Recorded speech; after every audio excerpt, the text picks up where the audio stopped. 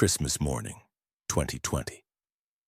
The ancient stones of Glen Castle in Scotland held their breath as the world's most enigmatic supermodel took her final one. Stella Tennant, the woman who had revolutionized fashion by refusing to smile, who had made androgyny beautiful and rebellion elegant, was found dead at 50 in the same medieval fortress where her aristocratic story had begun. The discovery sent shockwaves through a fashion industry that had built empires around her otherworldly beauty. Here was the face that had defined the 1990s, the muse who had transformed Chanel runways into art installations, the aristocratic rebel who had taught the world that true beauty required no warmth, no accessibility, no conventional feminine charm. Yet on this cold December morning, that face was still forever. The official cause was suicide, a conclusion that raised uncomfortable questions about what had driven a woman who seemingly had everything to choose nothing instead. The scene was both fitting and heartbreaking. Stella had returned to the place where cameras were not permitted, where she could exist as herself, rather than the character the world had created around her extraordinary features. But was this really the end of her story? Or had it been written in these same ancient halls decades before her birth? The woman who had spent 27 years being photographed, observed, and reduced to an image that bore little resemblance to the complex person beneath had chosen to die in the one sanctuary where she belonged only to herself. Each portrait of her ancestors that lined the castle walls had witnessed both her rise to international stardom and her final retreat from a world that had never allowed her to be anything more than beautiful. As news of her death rippled through networks of designers, photographers, and fellow models who had built careers around her image, one question haunted every conversation. Was this the inevitable end for someone who had refused to play by fashion's rules, or had the industry finally claimed its most beautiful victim precisely because she had dared to remain authentic in a world built on beautiful lies? But to understand how it all ended in that Scottish castle, we must first understand how the contradiction began. In these same ancient halls where a young aristocrat first learned that being an outsider could be transformed into power. But that power always came with a price too high for any human soul to pay. In the mists of the Scottish borders in 1970, where centuries of clan warfare had carved legends into the landscape and medieval castles still dominated horizons unchanged since feudal times, Stella Tennant entered a world where privilege was inherited like eye color and expectations were as immutable as stone. The granddaughter of the 11th Duke of Devonshire, she was born into the kind of British aristocracy that had survived by adapting to changing times while maintaining their essential character. Landowners and politicians, artists and rebels who understood that true nobility meant writing new rules rather than following old ones. From her earliest years, the same qualities that would later make her famous were already evident. An instinctive understanding that mystery enhanced beauty, a natural ability to command attention without seeking it, and most dangerously, a stubborn refusal to conform to expectations about how aristocratic young women should behave. The castle that sheltered her childhood was both sanctuary and prison, protecting her from scrutiny while constantly reminding her that she was being groomed for a life of public service to family tradition. Each room held memories that would later seem prophetic. The art studio where she discovered that creative expression could be both liberation and torment. The library where she learned that intelligence might be as much burden as gift, for someone whose value to the world would be primarily visual. The gardens where she first experienced the solitude that would become both greatest comfort and most dangerous addiction. The aristocratic education that prepared her for social responsibility, taught skills invaluable for navigating fashion's treacherous waters. Composure under scrutiny, authority without aggression, privacy while living in public view. But the same training that would make her valuable to photographers also made her vulnerable to fashion's particular exploitation. She learned that individual desires mattered less than the image she projected, that personal sacrifice was the price of maintaining excellence, that being beautiful was both gift and obligation that could never be abandoned without consequences. Each lesson in aristocratic behavior was also a lesson in self-erasure.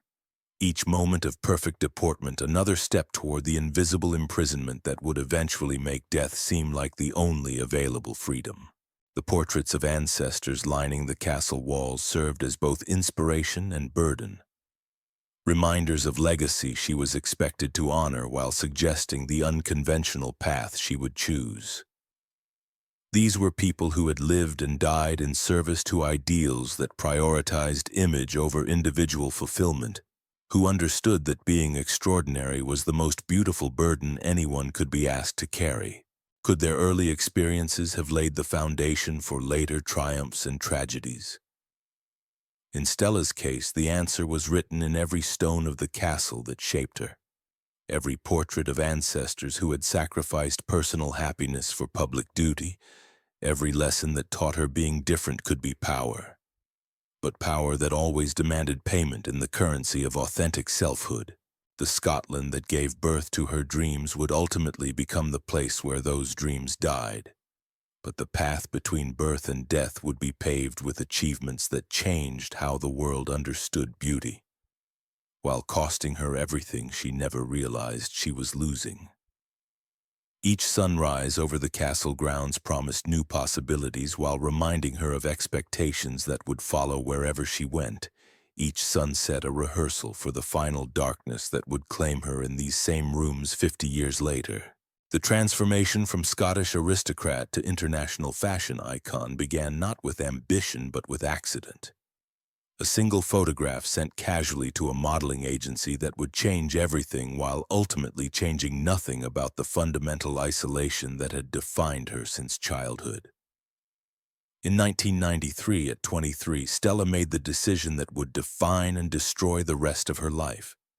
She sent a photograph to an agency, not from dreams of stardom, but because she needed money and someone suggested her unusual appearance might be commercially valuable. The photograph showed her with a nose ring, androgynous haircut, and an expression of such profound indifference to conventional beauty standards that it challenged every assumption the fashion industry had made about feminine appeal. The response was immediate and seismic. An industry that had spent decades celebrating softness and accessibility suddenly discovered they had been waiting for someone who looked like she would rather be anywhere else. Someone whose beauty was enhanced by apparent contempt for the entire process of being photographed. But what the fashion world saw as revolutionary authenticity was actually the beginning of a performance that would become as trapped and artificial as any other, just more sophisticated in execution and more devastating in psychological cost. The early shoots that established Stella's reputation were masterpieces of controlled rebellion, images suggesting spontaneity while being meticulously planned, appearing to capture authentic moments while creating elaborate fictions about natural beauty. The photographers competing to work with her understood she possessed something that couldn't be taught or faked: the ability to look completely comfortable while simultaneously suggesting that comfort was the most uncomfortable state imaginable. Each successful image was both artistic achievement and step deeper into the cage being constructed around her unconventional appeal.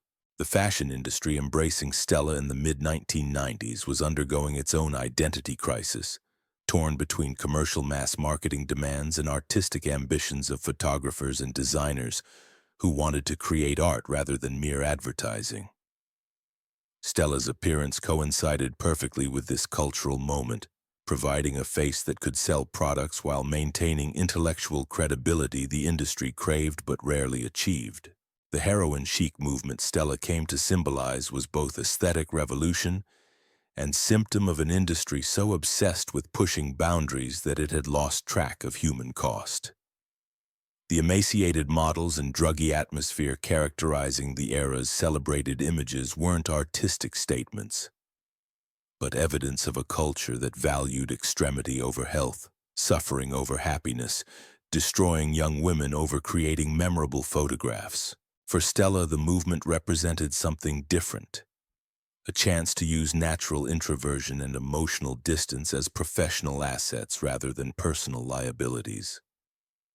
The same qualities making her difficult to reach personally made her perfect for photographs suggesting depth and complexity rather than simple prettiness.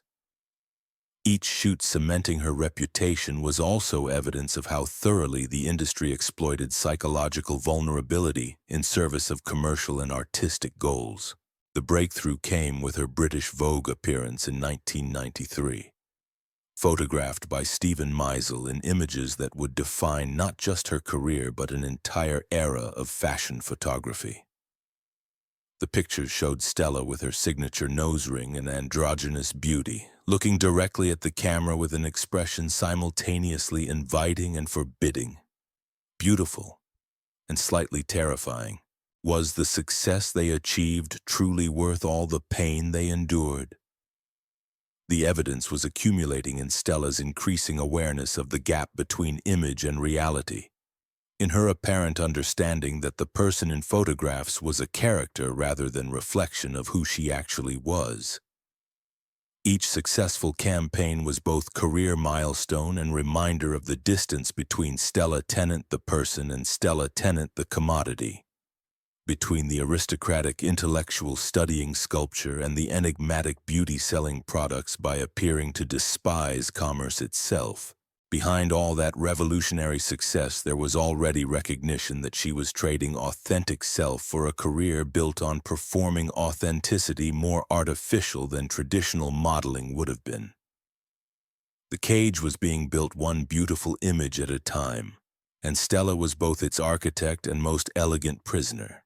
The late 1990s brought Stella to fashion's pinnacle and personal struggles' depths, as she became one of the world's most recognizable faces while battling growing recognition that her success was built on fundamental misunderstanding about who she was and what she wanted from life. Each campaign featuring her image was both artistic triumph and evidence of complete transformation from person into product, individual into icon. The relationship with Karl Lagerfeld defining this career period was both professional triumph and personal tragedy. A collaboration producing fashion's most memorable images while highlighting impossible dynamics characterizing the industry's approach to female talent. Lagerfeld, who had transformed Chanel from historical curiosity into contemporary powerhouse, saw in Stella something perfectly embodying his vision of modern elegance, beauty that was intellectual rather than sensual, sophistication earned rather than inherited, and most importantly, the aloofness that made luxury products seem more rather than less desirable. For Lagerfeld, Stella was not just a model but a muse in the truest sense, a woman whose presence could inspire creative work transcending commercial fashion to become genuine artistic statement. He dressed her in clothes seemingly designed specifically for her angular beauty, created advertising campaigns showcasing her ability to make elaborate couture appear effortless, and most significantly, treated her as creative collaborator rather than beautiful object to be photographed. But the same qualities making their professional relationship successful also made it psychologically dangerous for Stella, who found herself increasingly dependent on external validation from someone whose approval was notoriously difficult to earn and impossible to maintain indefinitely. The perfectionism Lagerfeld demanded was both inspiration and poison, pushing Stella to artistic achievement levels she might never have reached alone while establishing standards ultimately impossible for any human being to sustain over time. Each Chanel campaign was both career highlight and reminder of how thoroughly her value was tied to embodying someone else's vision rather than her own authentic desires and ambitions. The international recognition accompanying her Chanel work brought opportunities unimaginable for previous model generations. Major magazine covers, collaborations with renowned photographers, access to cultural events treating her as celebrity rather than commercial talent. But success also brought scrutiny, making it increasingly difficult to maintain privacy or authentic relationships beyond the fashion industry. The same unconventional beauty that made her famous also made her a target for criticism. going far beyond professional evaluation to become personal attack. Critics disapproving of the heroine chic aesthetic she represented focused disapproval on her appearance, demeanor, and apparent lack of conventional feminine warmth, as if her success threatened traditional ideas about how beautiful women should behave publicly. Each negative review was both professional critique and personal assault. Each unfavorable comparison to more conventional models a reminder that her success was built on qualities many found disturbing rather than appealing. But perhaps more damaging than external criticism was Stella's growing awareness that her career was built on performing a character increasingly difficult to distinguish from her actual personality. The aloofness, once a natural response to uncomfortable situations, was now expected in every professional context. The intellectual curiosity, once private pleasure, was now public persona, requiring maintenance regardless of actual interests or energy levels. The aristocratic training preparing her for public service was being repurposed to serve commercial rather than social goals, turning skills designed to benefit others into tools for selling products to people who would never know anything beyond her willingness to appear in advertisements. Behind all that apparent success, was there an unbearable loneliness that nobody saw?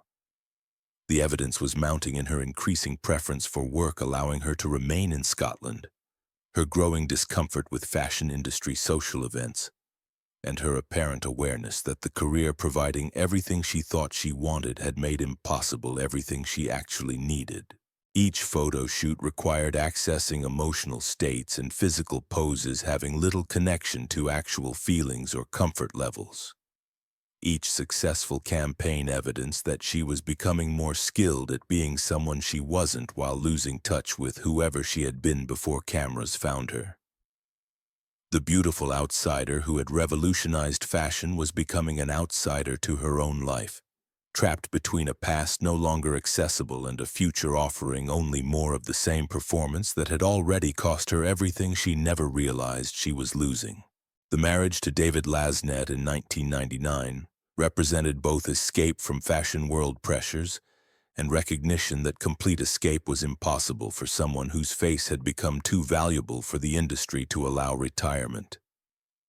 The relationship provided stability and authentic love missing from professional life, but also highlighted the difficulty of maintaining intimate relationships when public identity was built on being essentially unreachable. The children who followed brought joy and purpose transcending anything her career had provided. But they also created new pressures as Stella struggled to balance motherhood demands with financial and professional obligations her success had created. The same unconventional beauty that made her famous was now supporting a family depending on her continued willingness to perform the character the world expected her to be. Each family photograph was both celebration of authentic happiness and reminder of how difficult it had become to distinguish between Stella Tennant the mother and Stella Tennant the model, between the woman wanting to live quietly in Scotland and the icon contractually obligated to appear publicly as the embodiment of sophisticated rebellion. The early 2000s brought Stella to a crossroads, determining whether she could maintain her career while preserving sanity, or whether increasing pressure to embody perfection would ultimately destroy the woman who had made that perfection possible. The changing landscape of fashion photography was making her particular aesthetic feel both timeless and increasingly difficult to market to audiences demanding different kinds of beauty and different relationships with celebrity. The heroine chic movement that made her famous was being replaced by healthier, more accessible images, while the aloofness that once seemed revolutionary was beginning to feel dated in an era valuing connection and relatability over mystery and distance.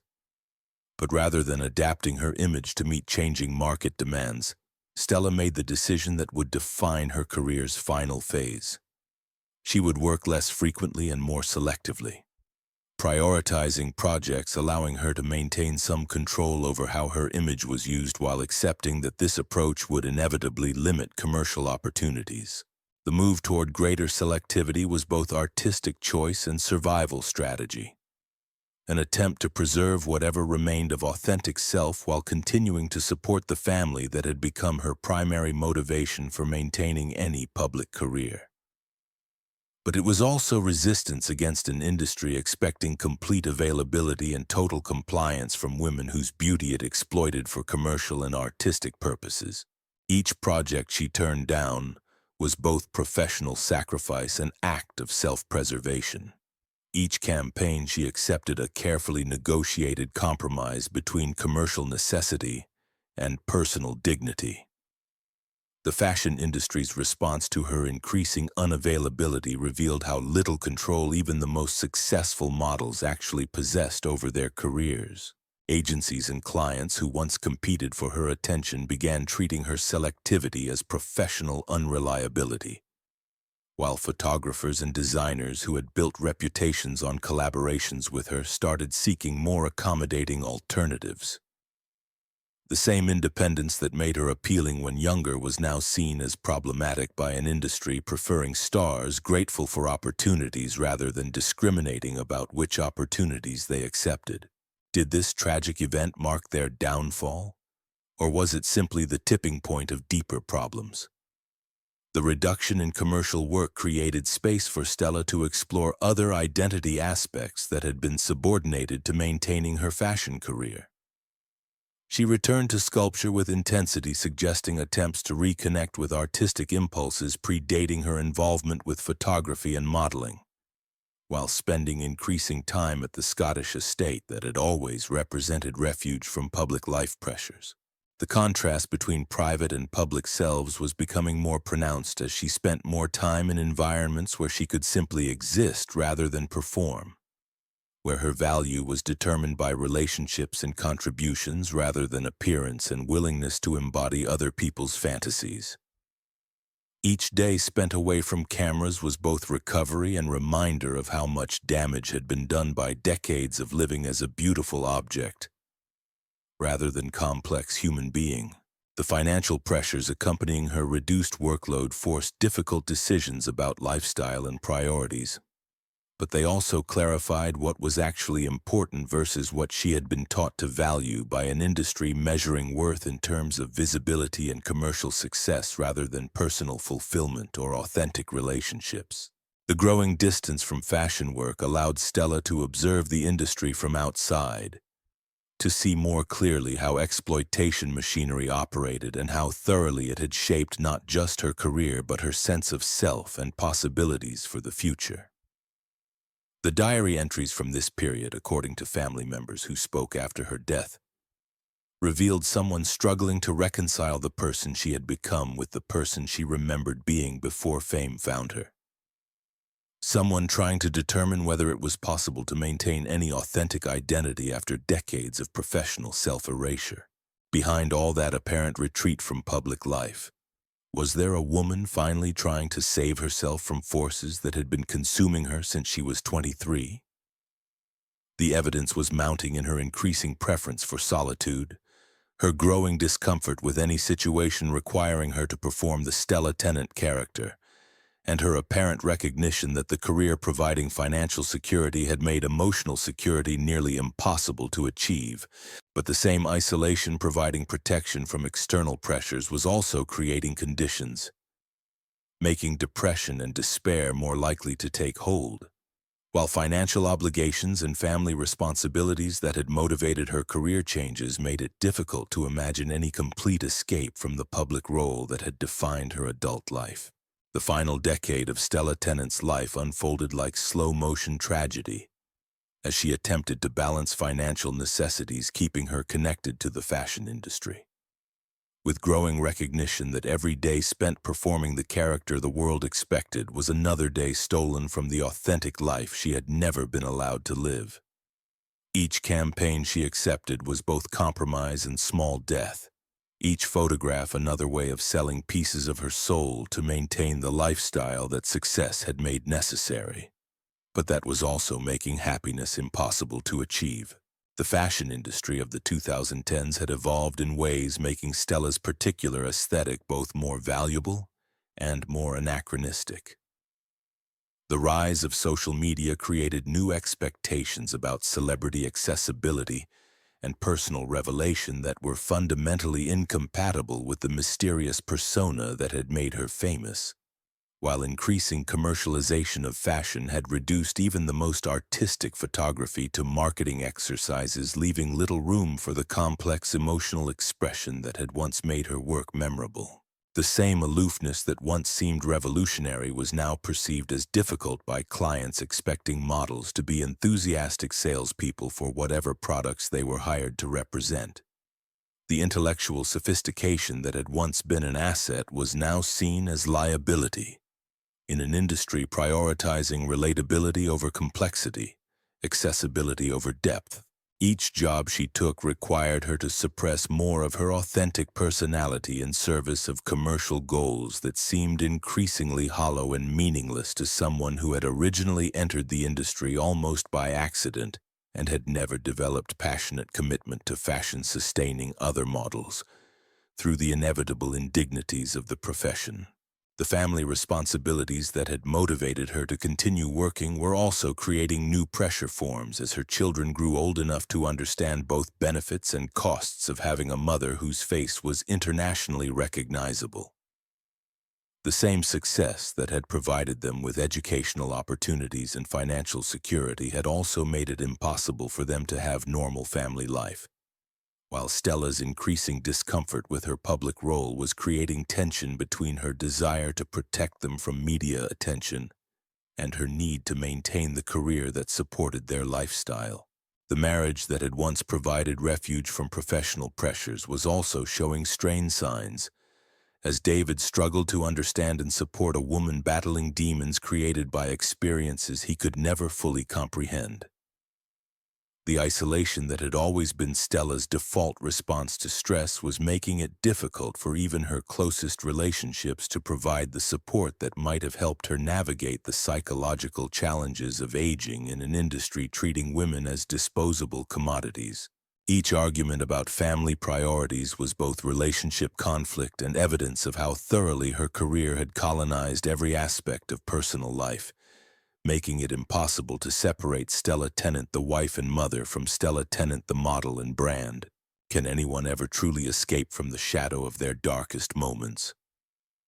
Perhaps most devastating was her growing awareness that the industry making her famous was also systematically destroying other young women possessing the same vulnerabilities that had made her susceptible to exploitation in the first place. The models she worked with were younger, more desperate for approval, and less equipped to resist the pressures that had shaped her own career. And watching their exploitation was like seeing her own story repeated with variations, somehow making the whole system seem even more cruel and unnecessary. The responsibility she felt for contributing to a system that consumed young women for commercial purposes was another source of guilt and depression, making it increasingly difficult to justify continuing her career. Even when financial pressures made retirement impossible to consider seriously, each photo shoot was both professional obligation and moral compromise. Each successful campaign evidenced that she was complicit in perpetuating the same exploitation that had damaged her own life and psychological development. The interviews she gave during this period revealed someone trying to find language to describe experiences the fashion industry preferred to keep invisible. Someone attempting to warn other young women about dangers the industry had financial interest in minimizing or denying entirely. "I've had enough of being looked at," she said in one of her final interviews. "I want to live quietly." The statement was both career announcement and cry for help, both professional decision and recognition that the person who had been looked at for 25 years was disappearing behind the accumulated weight of all that observation. Behind all that apparent success and artistic achievement, was there a woman who had finally understood that she had traded her authentic self for a career built on beautiful lies, and that the trade had been fundamentally unfair because she had never been offered any alternatives?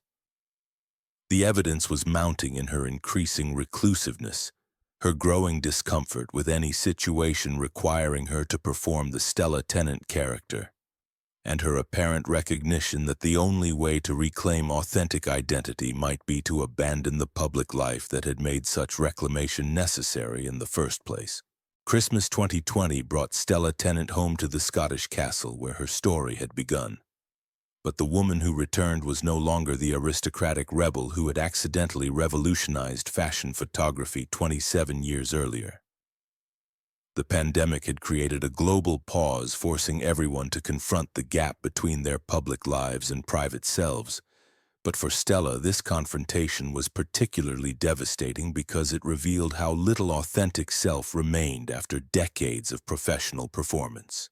Each room in the castle held memories of who she had been before the world decided her face was too valuable to belong only to her. But they also served as reminders of how far she had traveled from that original person and how impossible it had become to find her way back.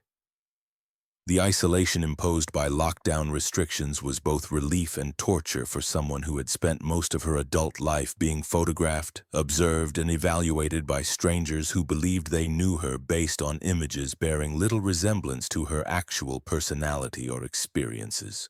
For the first time in decades, she could exist without the possibility of being recognized, photographed, or asked to perform the Stella Tennant character for public consumption.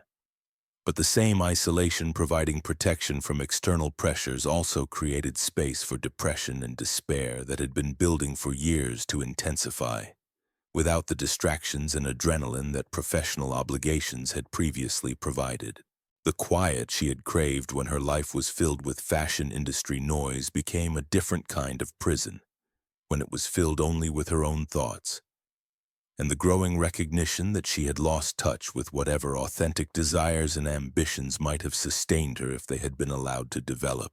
The family surrounding her during those final months could see the woman they loved, struggling with demons none of them fully understood.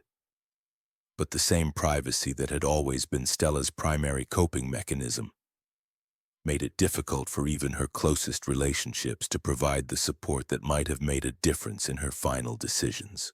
Each conversation about her growing depression was both attempt at intervention and reminder of how thoroughly her professional training had taught her to hide authentic emotions behind the composed exterior that had made her valuable to photographers. But that also made it nearly impossible for anyone to reach her when she was genuinely in crisis. Were these final decisions acts of surrender or courageous acts of self-preservation? The diary entries family members discovered after her death revealed the full scope of the psychological battle she had been fighting. Thoughts and feelings she had been unable or unwilling to share with the people who loved her most. Recognition of how completely she had been consumed by a career that had provided everything except the things that actually mattered for human happiness and psychological survival. "I never thought of myself as beautiful," she had written in one entry.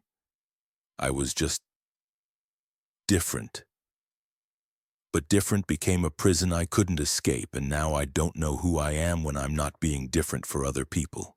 The final weeks brought a series of small decisions that, viewed in retrospect, suggested someone preparing for conclusion rather than new beginning. Arrangements for financial security for her children. Conversations with friends that seemed designed more to provide closure than maintain ongoing relationships. Moments of unexpected tenderness with family members that felt like attempts to create final positive memories. But the same composure that had made her valuable as a model also made it difficult for those around her to recognize the severity of her psychological crisis until it was too late to intervene effectively. The morning of December 22nd, 2020, dawned gray and cold over the Scottish countryside, the kind of weather that seemed designed for reflection rather than action, for endings rather than beginnings. Stella spent her final hours in the castle that had sheltered her family for generations, surrounded by portraits of ancestors who had faced their own challenges with the stoic dignity that aristocratic training had taught them to value above all other virtues. The decision she made that morning was both surrender and rebellion, both acknowledgement of defeat and refusal to continue participating in a game whose rules had been designed to ensure that players like her could never actually win. She had spent 27 years being the beautiful outsider, the aristocratic rebel, the woman who made androgyny elegant and mystery marketable. But she had never been allowed to simply be herself. The castle that had once protected her from the world's scrutiny became her final refuge from a life that had become unbearable precisely because it had appeared to be so successful, so enviable, so perfectly constructed to provide everything society taught women they should want from existence. But the same ancient stones that had witnessed centuries of family triumph and tragedy also witnessed the final moments of a woman who had learned too late that some forms of success were actually elaborate forms of failure. When her body was discovered, Stella was positioned with the same careful attention to visual composition that had characterized her professional work, as if she had maintained her aesthetic standards even in death, or as if dying had finally allowed her to control her own image in ways that life had never permitted.